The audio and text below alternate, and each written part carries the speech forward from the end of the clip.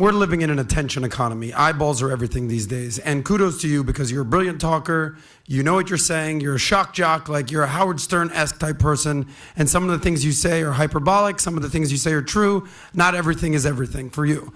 I'm wondering for you, what percentage are you saying just to, as a comedian, to be hyperbolic and just to kind of throw stuff out there, and what stuff is actually factual and true? So for instance, I have a phone in my hand. This is a phone. And you can Google things with a phone. So Volodymyr Zelensky, a couple quick points. So Katie Hopkins appeared on the Valuetainment podcast fairly recently. And apparently she said some things that co-host Adam took exception to. And he explained to her that he has a phone and he knows how to Google things, including the name of the president of Ukraine, Volodymyr Zelensky, or whatever he called him. Let's see what Katie has to say. The same height as your boy Putin. They're both 5'7". He's not 5'4". Putin isn't exactly a giant, okay? That's one. Number two, I don't give two shits about the Muslims in the UK. But a quick Google search will show you that Muslims' population will double by 2030, apparently, and go from 6.3% to 17% by 2050. This is Google, Katie. I don't care. Thirdly, I just Googled pictures of UK police officers with guns. Apparently they got a lot of fucking guns. So my question to you is, what percentage of what you're saying is hyperbolic, getting eyeballs, respect, we live in that kind of world now, versus actually factual and true? I feel a bitch slap coming on of massive proportions. Okay. Let's go from the start there. You showing me what a phone is and saying this is a phone. Yeah. That isn't really the way to start an argument, because that's to assert that I'm stupid and don't know what a phone is. Well, you're assuming we're stupid because we can't Google things that you say as a fact checker. Would you like me to answer what you just said? said? Sure, go ahead. Are you going to talk over me? We could do either one. I could go either way. So, but go ahead. This is all you. Is it? Yeah, go ahead.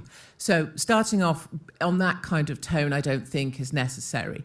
You then go to your phone and say, I can Google this, like you've got the biggest penis on the planet. Whereas you might have the biggest penis on the planet, Katie. I don't know. Darling, I've got bigger balls than Caitlyn Jenner.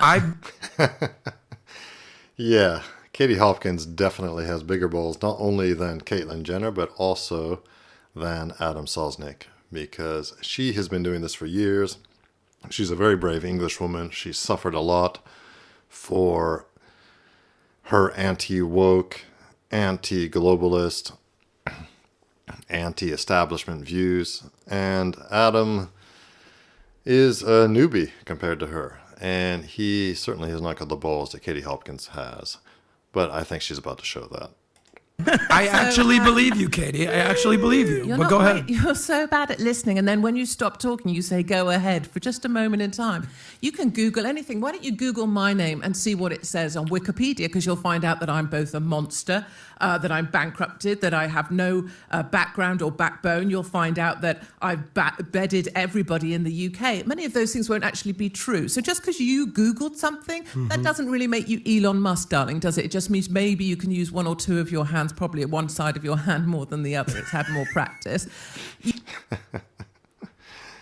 Sounds like the co-hosts on the Valuetainment podcast here, Patrick Bet-David and the other guy, can't remember his name right now, are having a good laugh along with Katie Hopkins as she puts Adam in his place. You then talk about Zelensky's height as if that's a fact because you read it. And that's a misinterpretation of itself, isn't it? Because just because you read it on Google doesn't make it true, my flower pot, does it? And then you also talk about the fact this old statistic, Muslims 6%. Walk with me, my flower. Walk with me through London, through Leicester, through Birmingham, through Bradford, and walk with me through Minneapolis, because you can call it 6% if you make that disparate in a population. But in the cities where they cluster together, you will find they have the majority. It's why they have the power. It's why we have a Muslim mayor. It's why we have a Muslim housing association. It's why we have a Muslim police association. And it's why we have Sharia law in most of our cities. And finally, you managed to find a picture of a police officer with a weapon. Well done, darling. Have a gold star and do some more Googling. Maybe you could watch some Cartoon Network while we adults talk. Of course, there are armed response officers. I said that as part of my answer. But most police officers on the streets of the UK are not armed. Is that okay for you? Yeah. Katie Hopkins spitting facts. Of course, everybody knows that the Bobby on the beat, as they used to call them in the UK, are not armed. Ordinary police officers are not armed. Armed police are a rarity in the UK, and they are, as she put it, an armed response unit, I think. Very unusual, not at all like the United States, where pretty much every single officer of the law, or certainly every single sheriff, police officer, etc., carries a sidearm and has additional weapons in his car. Not at all the case in the UK, although in many European countries, including the one I live in, police officers are armed. Now, Katie knows far more what she's talking about when it comes to the UK, when it comes to contentious topics like mass migration, mass immigration by Muslims, etc. She obviously knows what she's talking about. Yes, 6% of the total population might be Muslim, but as she points out rightly, in the cities, that percentage is much, much higher, and they have political power. They have organizational power. There are Sharia courts in the United Kingdom. These are not obviously official British courts, but people in the Muslim community abide by the rulings of their community courts, and they are run under the precepts of Sharia law. This is a problem. These are parallel societies being built in European countries which simply don't belong there. It's not being anti-Muslim. It's not being xenophobic to say that. It is simply an assertion, and an assertion, is that even a word? It is simply a recognition of the facts of the situation as it stands. Yes, my little flower pot. So here's the deal. I led off with Wait a minute. Hold on. You've managed. Wait. This is totally breaking. Wait, you need to stop the business, stop valuetainment, because seriously, what he's done, he's Googled police officers and they're holding weapons, which must make him right. Yeah, here we go. So, of course, if you Google British police weapons, you're going to find examples of armed police in the UK. They do exist. I don't know how we got off on this sidetrack here, but it's absolutely ridiculous. And me wrong. I literally came here to talk out my arse, but look what he's done, everybody. I think that deserves. Come on, join it. Number one, thank you, Tyler, for Googling it on your end. Well done, Katie. well done. Everybody else is laughing here in the studio, in the Valuetainment studio. Patrick Bet-David, his co-host, who is not Adam, the other guy, and the guy who's doing the Googling, they're all laughing because Katie is just wiping the floor with his libtard. Again, I'd let off with a compliment that you're a good talker and you get eyeballs. Congratulations, you're good at that. Part of the problem why you probably piss people off is you have major masculine energy.